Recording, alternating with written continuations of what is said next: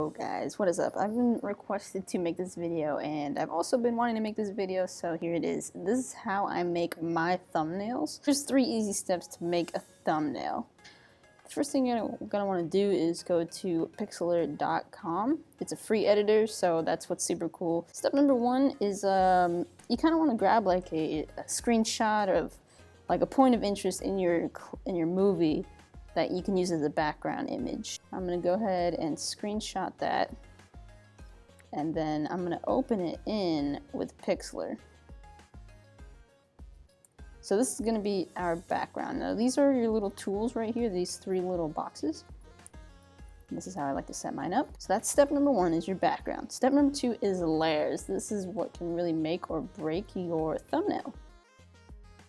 So there's things you can add that will make the thumbnail more interesting. So things like arrows. I have an arrow here. You're gonna want transparent images too, so it'll just be this icon. To resize something, you're gonna go here to edit and free transform. So you can control T it as well. I do the shortcuts, so so yeah, you can rotate it, resize it, whatever. Go ahead and like point to it like that. It's gonna ask you want to save, yeah. Or another thing I do is I put myself in a lot of my thumbnails, but this is how I usually go about doing it. I will go ahead and open up like a picture of me. Let's do this one for instance, and then we can go ahead and zoom out. And what you're going to want to do after that is grab this lasso tool and trace just a rough sketch around whatever it is you want to put onto your new thumbnail. It doesn't even have to be a picture of you. You can do this with like almost anything. So once you have that, you'll see these little ant thingy looking guys. You can Command C, whatever you guys use, depending on Mac or PC or whatever. And then you can paste it, Control V. And this is ginormous, so you want to free transform it. We no longer need this photo, so we can go ahead and close it. No, I don't want to save it. And then after that, you can go ahead and grab this eraser.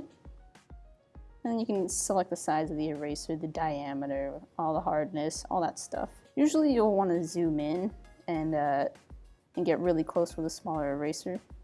That'll give you the best results, but for the video's sake, I'm just doing it very quickly. So now it's transparent. You can go ahead and Control T it. Let's say I want to be behind the pumpkin, looking down at it. How about that? So what you can do, I'm going to scoot this down, is actually lasso the background. Go ahead and lasso the background. Make sure you're copying the background image. If I copy this layer right there, there's not going to be anything. You can go ahead and paste it.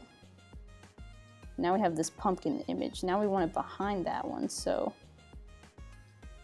that could be like looking down, but then you want to erase this, so go ahead and select the pumpkin one, and then you're going to just go ahead and erase right around it. And then you want to get a smaller brush and do like the inside, right? And actually another layer you can do is like text. Text is a big thing. Let's just go ahead and make it white. When you hit this little A and then you're gonna go to type, you can just type whatever you want. This is a loot box themed thumbnail apparently, so I'm just gonna type in loot boxes times 20. A good font, Impact. I think Impact's a good one for thumbnails. You can make it big.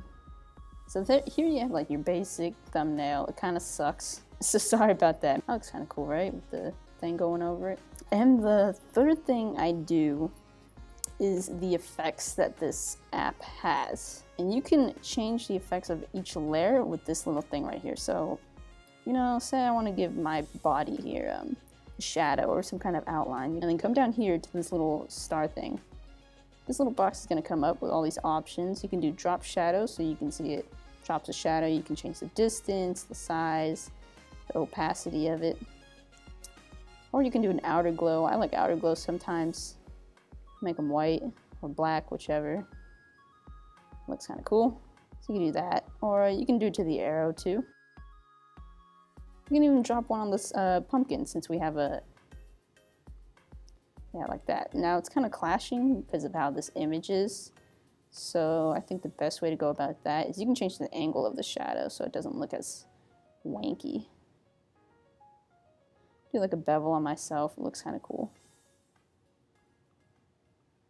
But one of the things that really gets me, so say you wrote this and now you want to change the size of it, or you want to do some stuff to it. You can't, if you go Control T, it doesn't let you do it. So what you have to do, you have to right click it and hit rasterize layer. This will make it like every other layer. I don't know why you have to do that. And what I like to do with my font is I like to get this wand right here. So here, I'm gonna go ahead and hold shift while you do this. Hold shift and select all your letters. If you make a mistake, you can let go of shift and hit the undo button, Control Z. And once you have everything you want highlighted, go ahead and go to this gradient thing right here. And if you go right here, there's all sorts of different kinds. So let's say I want this one. You can see when you're gonna apply the effect, it draws this little line. So if you make it smaller, the fade will definitely show. You can do it in an angle, you can do it bottom up, top down, whatever you want. This is one I like to do.